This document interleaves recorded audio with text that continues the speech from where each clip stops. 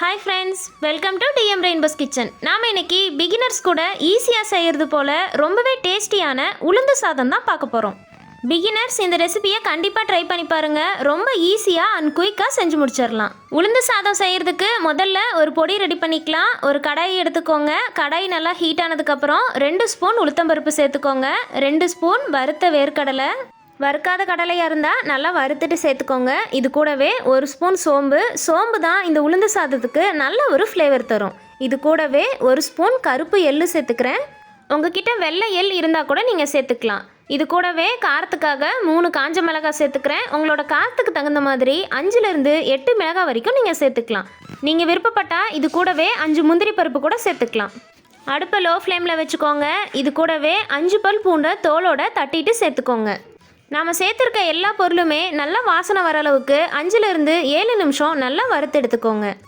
உளுந்தப்பருப்பு நல்லா வறுபட்டு இது போல் கலர் மாதிரி வந்ததுக்கப்புறம் அடுப்பை ஆஃப் பண்ணிவிடுங்க. கடைசியாக 1/2 ஸ்பூன் பெருங்காயத்தூள் சேர்த்துக்கோங்க. இப்போ நல்லா ஒரு முறை கலந்து விட்டுக்கோங்க. இப்போ இந்த பொருட்களை எல்லாமே முழுமையாக ஆற வச்சுட்டு ஒரு மிக்சி ஜாரில் சேர்த்து கொரகொரப்பாக பவுடராக அரைச்சி எடுத்துக்கோங்க. இப்போ சாதம் தாளித்து விட்டுறலாம். ஒரு கடாயில் 4லேருந்து 5 ஸ்பூன் தேங்காய் எண்ணெய் சேர்த்துக்கோங்க. தேங்காய் எண்ணெய் உளுந்து சாதத்துக்கு நல்ல ஒரு ஃப்ளேவர் தரும். இதுக்கு பதிலாக உங்ககிட்ட நல்லெண்ணெய் இருந்தால் கூட சேர்த்துக்கலாம்.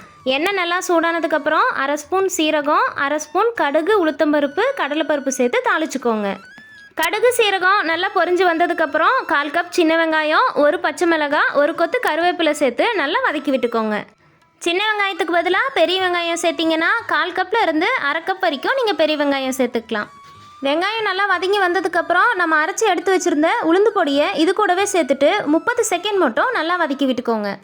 கலருக்காக 1/4 ஸ்பூன் மட்டும் மஞ்சள் தூள் சேர்த்துக்கிறேன். உங்களுக்கு மஞ்சள் தூள் சேர்க்க வேண்டான்னா நீங்கள் ஸ்கிப் பண்ணிக்கலாம். இப்போ நல்லா ஒரு முறை வதக்கி விட்டுக்கோங்க. அடுப்பை ஆஃப் பண்ணிவிட்டு 2 கப் வடித்த சாதம் சேர்த்துக்கோங்க.